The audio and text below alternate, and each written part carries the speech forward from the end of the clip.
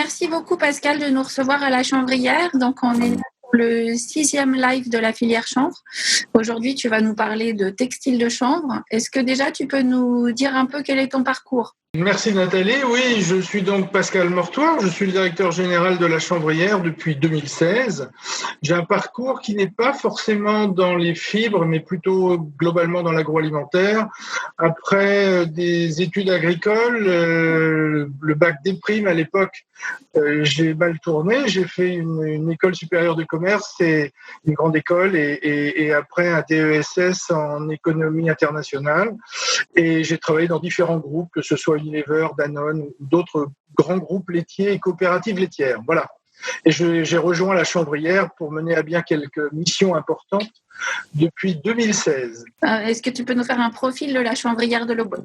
La Chanvrière de l'Aube, très rapidement, est une coopérative qui ne vit que par, pour et avec le chanvre, contrairement à beaucoup d'autres chanvrières qui ne sont qu'un des éléments constitutifs d'une organisation, d'une coopération ou de société plurielle, entre guillemets. Et puis, la Chanvrière est la plus vieille, une des plus vieilles chanvrières en France, coopérative en France, depuis 1973, je crois, c'est ça, 1973. Et qui est l'émanation de l'utilisation du chanvre à destination du papier, puisque quelque chose d'intéressant, le premier moulin à papier connu en France sur des écrits est le moulin du Roi qui se situait à Troyes en 1848.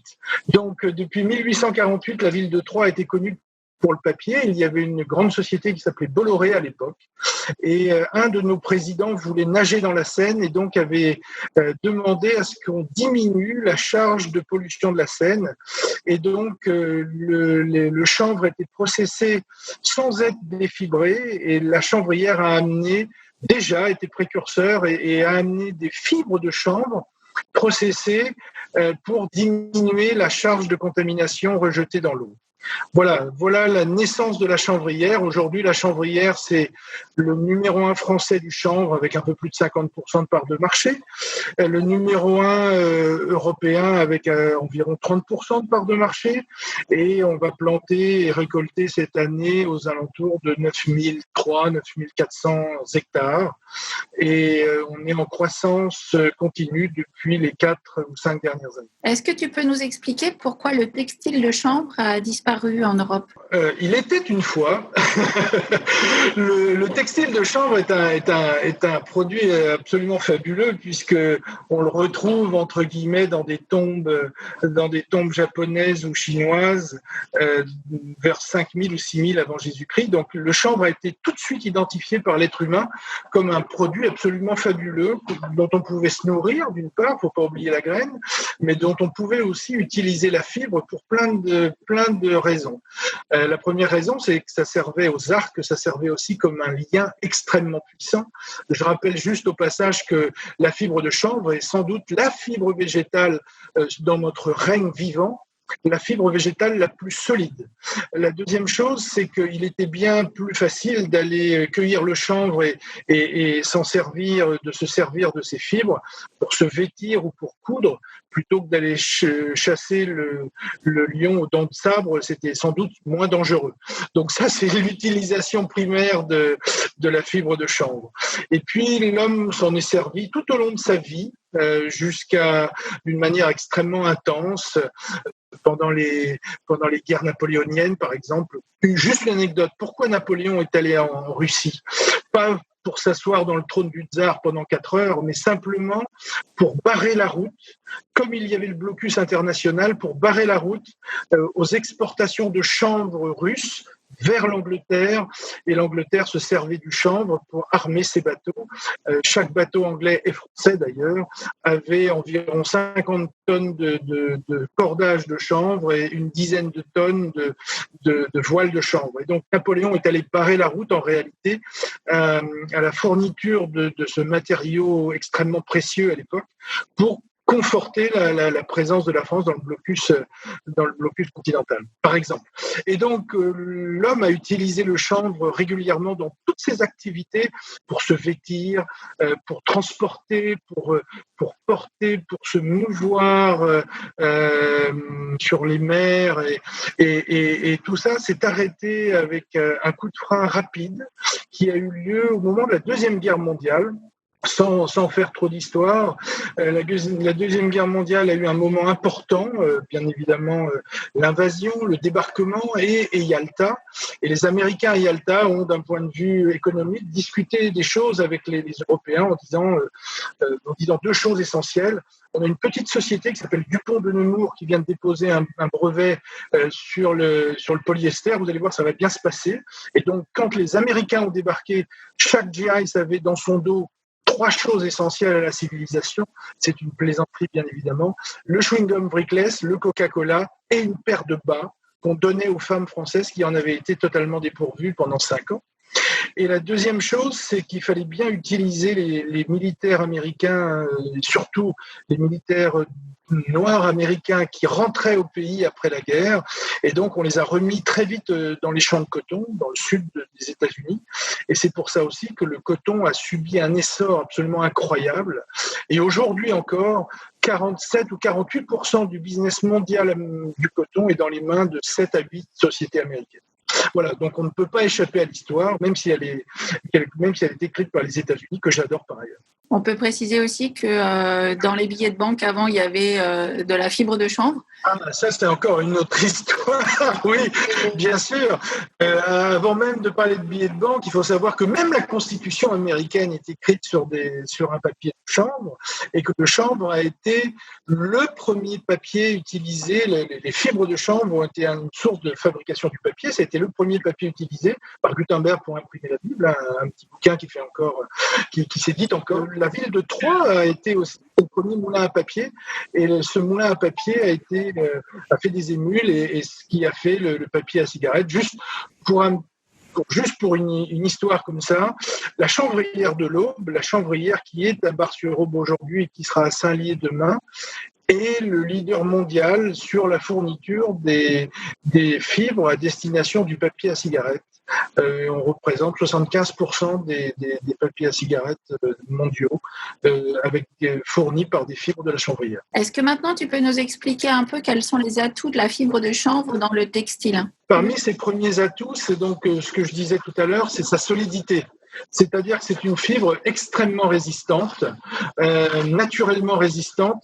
Elle est, entre guillemets, aussi résistante presque qu'un fil de fer, pas d'acier, mais d'un fil de fer. Donc, elle est extrêmement résistante. Elle résiste au frottement, elle résiste à tout un tas d'attaques chimiques que sont la transpiration. Et c'est pour ça aussi que, par exemple, les chevaliers, durant le Moyen-Âge, revêtaient sous leur cotte de maille une toge en chanvre, parce qu'elle avait deux buts. D'une part, de pouvoir résister après les coups qu'ils se donnaient, mais aussi en portant plusieurs dizaines de kilos d'acier sur eux. Et la deuxième chose, c'est plus on le met, le chanvre, et plus il devient doux, plus il devient câlin, entre guillemets, et plus il devient tendre, tout en gardant cette résistance. Et c'est ça qui donne la magie de cette fibre. C'est une fibre aussi qui ne s'allonge pas, qui ne se rétrécit pas.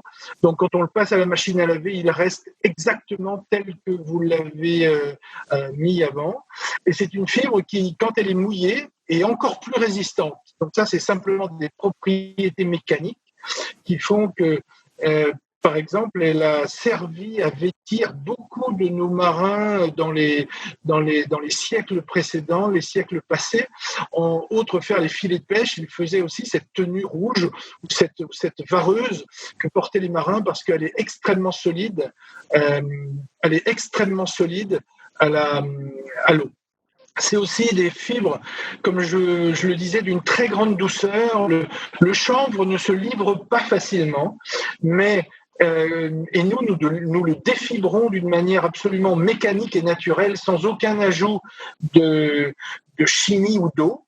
Ceci étant, quand on le lave, quand on le porte et quand on le lave d'une manière naturelle à la machine à laver, ou quand on le porte avec la sueur, on participe à la dégradation naturelle de cette colle qui unit la fibre naturellement entre elles. Le chanvre, je rappelle deux choses, c'est contrairement au lin ou contrairement au coton, où la fibre est unitaire et native, le chanvre a des faisceaux de fibres. Et donc, plus on le lave, plus on dissocie ces faisceaux naturellement, et la douceur qui apparaît est la douceur naturelle des fibres naturelles de chanvre. Donc ça, c'est extrêmement intéressant. C'est aussi des fibres, comme toutes les fibres libériennes, qui régulent la température, contrairement aux fibres pétrosourcées, en fait. Nous, chanvrières, nous n'utilisons à ce jour aucun produit chimique, aucun gramme d'eau pour processer cette fibre, ce qui la rend particulièrement écologique, ce qui la rend particulièrement protectrice aussi de la nature, et ce qui la rend, comme on dit en anglais, sustainable. C'est-à-dire qu'on peut le faire tout le temps. Nous ne détruisons pas ce que la nature met à notre disposition. On peut il n'y a pas de chimie non plus au champ. On est sur une nature vertueuse. À partir du jour où vous mettez au 26 avril, vous mettez la graine dans la terre, jusqu'au jour où vous la récoltez, où elle est rouille, que vous l'avez coupée, récoltée, que vous l'avez fait rouir naturellement avec l'eau du ciel, la douceur de la terre, la rosée du matin et le soleil dans la journée, il n'y a pas 1 gramme de chimie, ni 1 gramme d'eau d'utilisé. Je rappelle juste 2 secondes le coton que j'adore aussi. Mes vêtements sont en coton pour partie. Mais le coton représente 2,5% des surfaces mondiales arables, c'est-à-dire des terres qui nous font vivre, 2,5%. Pour autant, ces 2,5% de ces terres consomment à elles seules 50% de toutes les eaux d'irrigation, ce qui est colossal, et consomment à elles seules 27% de toute la chimie agricole, ce qui est colossal et incroyable. Et donc, il faut savoir que dans les 30 ans qui viennent, nous serons 9,5 milliards sur notre Terre. Et à ce moment-là, l'homme aura seulement un seul choix, qui est de se dire, est-ce que je me vêtis ou est-ce que je me nourris? Je pense que le choix va être rapide. C'est pour ça qu'il faut très vite proposer des alternatives soutenables, des alternatives qui protègent notre terre et qui sont des vraies alternatives crédibles. Et le chanvre, depuis que l'homme est l'homme, n'a pas été une alternative, mais a été le cœur de son utilisation depuis environ 7 ou 8 000 ans. Est-ce que tu peux nous dire quelles sont les grandes étapes de la production? La production, c'est relativement simple. On met la plante dans le sol au 26 avril. On la récolte, on la coupe, entre guillemets, globalement au mois de septembre, vers le 14 septembre. C'est une plante qui est très sensible à la photopériode. Une fois qu'il est coupé, là, il faut le rouir. Avant, nos grands-parents, pourquoi est-ce que dans chaque village français, il y avait une mare tout près de l'église? C'était pas simplement pour que les canards aillent nager dessus, c'est tout simplement que on mutualisait et on faisait rouir le chanvre à l'eau, donc dans les mares ou dans les rivières, ce qui parfois dégageait des pollutions, mais des pollutions, j'allais dire, moins nocives qu'aujourd'hui, puisque c'était des molécules qui étaient purement organiques. Donc ça a été interdit. Donc maintenant, le seul rouissage naturel toléré, c'est le rouissage que l'on appelle au champ. Donc, il faut que cette plante prenne des pluies, prenne du vent, du brouillard, du soleil, pour que les micro-organismes consomment cette colle naturelle qui compose le chanvre. Je rappelle, le chanvre, c'est 32% de fibres, c'est 45% de bois qu'on appelle la chêne-vote, et le reste pour 20-22%, c'est une colle végétale qui est composée de pectine, pectase, de protéines, de sucre long. Et donc, pour digérer cette colle les fibres sur un mât en bois en réalité.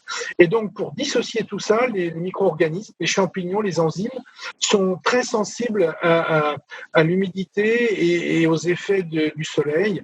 Et donc il y a une dégradation naturelle qui nous permet d'avoir un accès libre et beaucoup plus facilité à la fibre unitaire ou au moins au faisceau de fibres.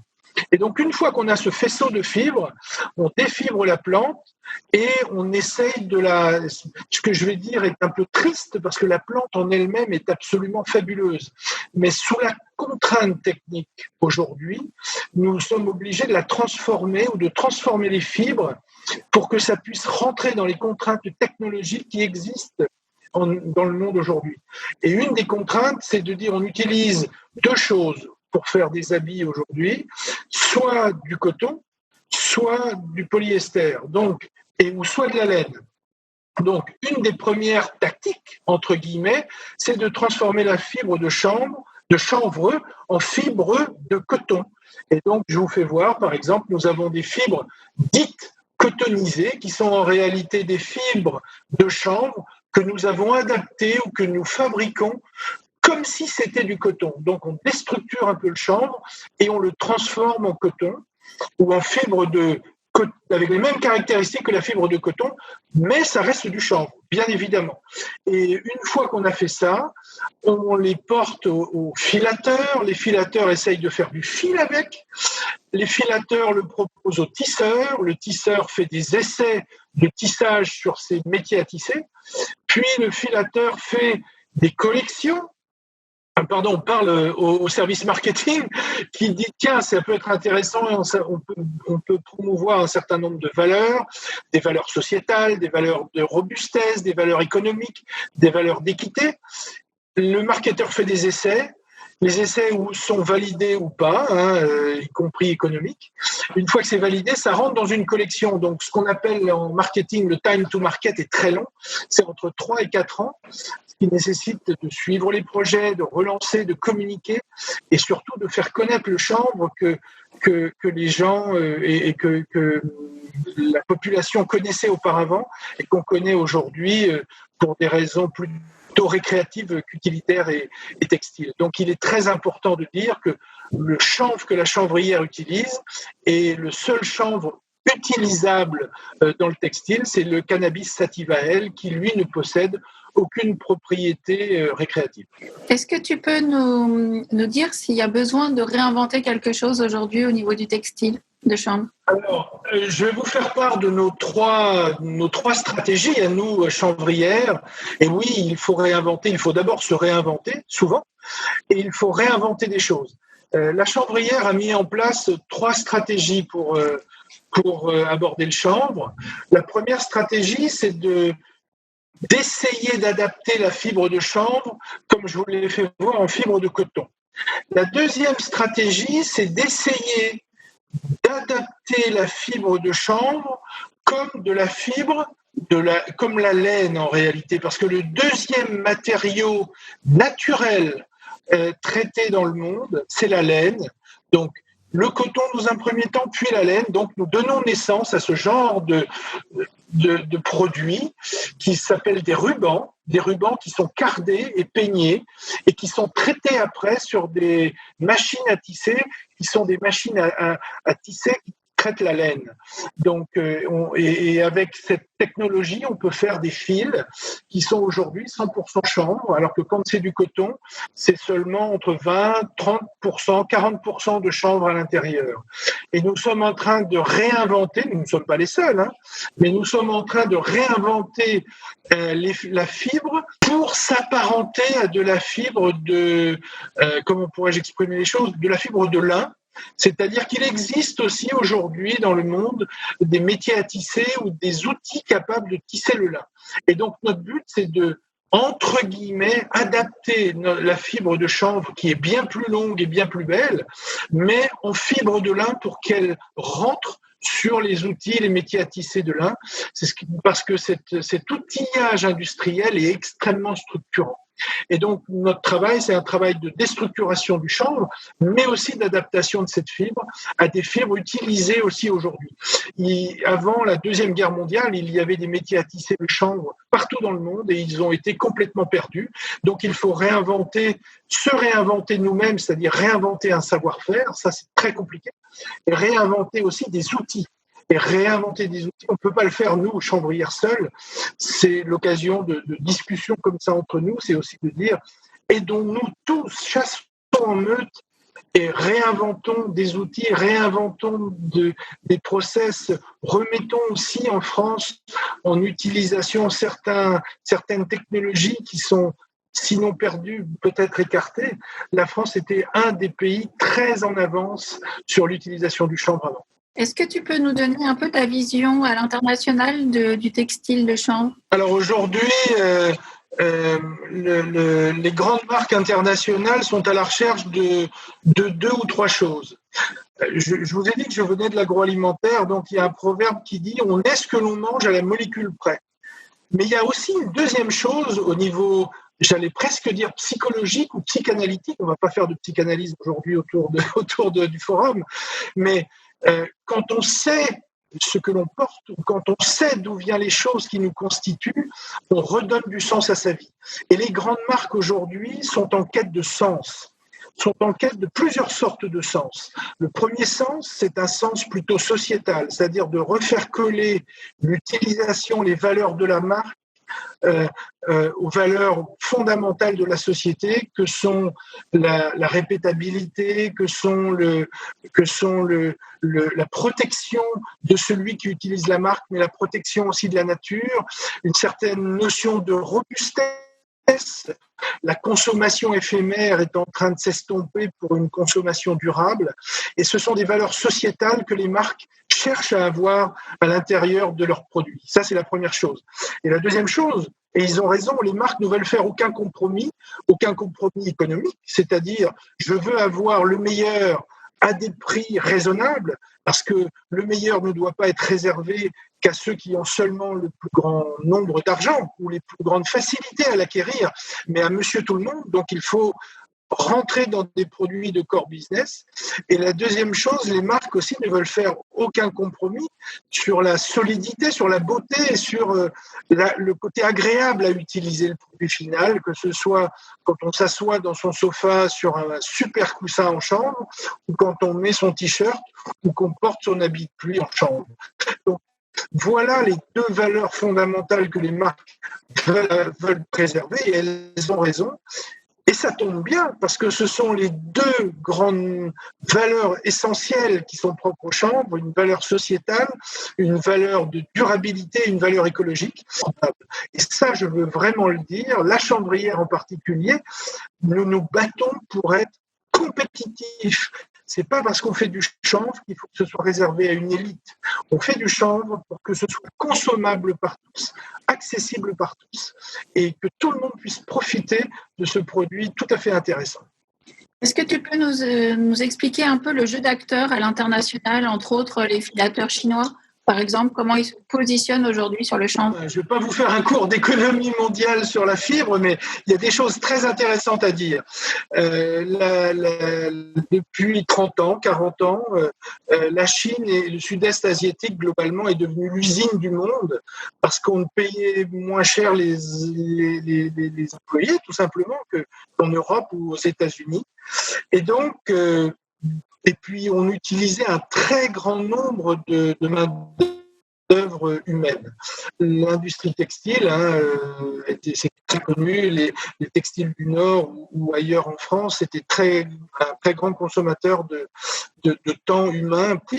Et les Chinois qui filaient et qui tissaient ce qu'on appelle des fibres libériennes, dont le lin, se sont mis à utiliser le lin et à filer le lin. Et aujourd'hui, quasi 100% de la filature, il en reste très peu. Il y a quelques unités qui essayent de se reconstruire en France ou en Pologne ou dans des pays de l'Est, mais quasi 80%, 90% de la filature linéaire, du lin est en Chine. Et donc, les Chinois n'aiment pas dépendre que d'un seul fournisseur, les Européens.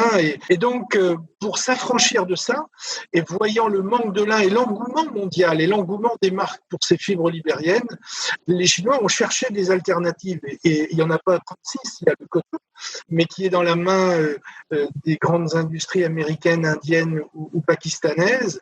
Et il y a le lin, et il y a le chanvre. Donc, ils ont réinventé le chanvre, ce qui est très intéressant. Mais comme ils ne rouissent pas, ils utilisent la chimie. Et c'est là où on perd une partie des valeurs profondes de cette plante.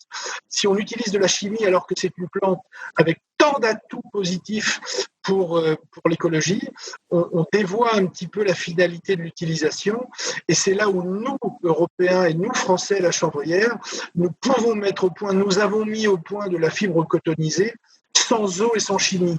Et c'est là où nous sommes une vraie alternative. Et du reste, on a des contacts forts avec certaines entreprises françaises ou européennes, ou mondiales parfois. Par exemple, Decathlon. Je vais vous faire voir quelque chose. Decathlon, après beaucoup de discussions, a lancé des chaussettes sous la marque Artengo avec 20-25% de la chanvrière à l'intérieur. Et ce sont des produits vendus dans tous les magasins Decathlon en Europe et qui contient du chanvre. C'est une vraie alternative au coton. Ça remplace une partie du coton. Le coton n'est pas négatif, mais consomme tellement d'eau. Et le chanvre apporte aussi cette douceur quand on a mis ces chaussettes pendant quelques temps. Et aussi, c'est une vraie solidité. Donc là, c'est une vraie démarche intéressante. Il y a d'autres démarches aussi intéressantes comme ça. Par exemple, nous avons des discussions. Nous sommes allés loin avec la société Ikea qui a décidé de sortir une partie de ses marques comme Edemaria, qui sont des marques de fourniture pour le linge de maison, pour habiller la maison, entre guillemets, et qui met du chanvre à l'intérieur, par exemple dans les coussins, les tais, et qui voit aussi un intérêt absolu, qui n'est pas seulement économique, mais la douceur, la résistance, et puis aussi la possibilité de... c'est pas du greenwashing, c'est vraiment de dire, nous, on fait des efforts pour protéger notre planète en consommation d'eau ou de chimie. On a d'autres produits aussi. On est en relation avec des grands fabricants européens pour mettre dans les hôtels, par exemple. On a sorti une serviette avec 30% de chanvre à l'intérieur ou des rideaux. Donc, on peut faire beaucoup de choses pour l'habillement ou pour l'habillement de la maison avec quelques belles marques. Voilà quelques exemples aujourd'hui de ce qui peut se faire en chanvre ou ce que la chanvrière peut faire en chanvre. Est-ce que tu peux nous dire comment on peut faire pour développer davantage ce marché du textile ? Je sais que l'Europe fait un Green Deal suite aux épisodes que nous venons de traverser.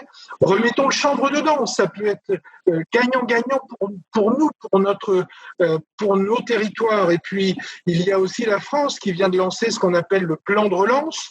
Nous travaillons aussi avec la région Grand Est. Nous travaillons avec différents acteurs en France. Mettons le chanvre à l'intérieur de ça. C'est un vieux produit, mais c'est une vraie nouveauté. On revient avec des choses qui sont robustes et qui protègent notre terre quand on l'utilise. C'est extrêmement rare. Utilisons-le, allons-y. C'est le travail d'Interchanvre aussi que de faire tout le travail d'influence. Merci. Que tu fais tous les jours, absolument. Ouais. On a la même mission. Tout à fait. Est-ce que tu peux nous dire comment tu vois, toi, l'évolution du marché du textile ? Alors, le marché du textile est un marché de consommation courante, hein, comme quand on va chercher sa baguette, on s'habille. Donc, quelque chose de très intéressant sur les 10 dernières années, la consommation du textile est supérieure au taux d'accroissement de la population. Ça veut dire 2 ou 3 choses intéressantes. Ça veut dire d'abord que la population a à manger aujourd'hui et hier plus qu'avant-hier. Parce qu'aujourd'hui, elle s'équipe en linge de maison et elle s'habille. Il y a encore 15 ans ou 20 ans, la croissance du linge d'habillement était juste égale à la croissance de la population. Mais là, ça dépasse la croissance de la population. Ça veut dire qu'on a les moyens de s'habiller. La deuxième chose qui est importante, c'est que les consommateurs ont de plus en plus envie d'acheter une marque, mais d'acheter aussi des valeurs. Ils sont très sensibles aux valeurs. Et les valeurs qui sont liées à notre acte d'achat sont des valeurs dont on est fier, que l'on porte. Quand j'invite quelqu'un à ma table le samedi soir, je suis content de lui offrir telle ou telle sorte de repas ou telle sorte de breuvage, surtout s'il est légèrement alcoolisé et qu'il porte une marque. Mais quand je me balade dans la rue, je suis aussi un peu ce que je porte. Donc, la marque l'a identifié complètement et essaye de se redonner des valeurs profondes, des valeurs robustes en utilisant des matériaux renouvelables, des matériaux qui ne font pas de mal à l'écologie et à la nature. Et c'est pour ça que le chanvre, tout comme le lin, sont des produits qui sont appelés à venir rentrer dans l'habillement. Merci et très bonne journée à tous. À lundi prochain. Merci, à bientôt.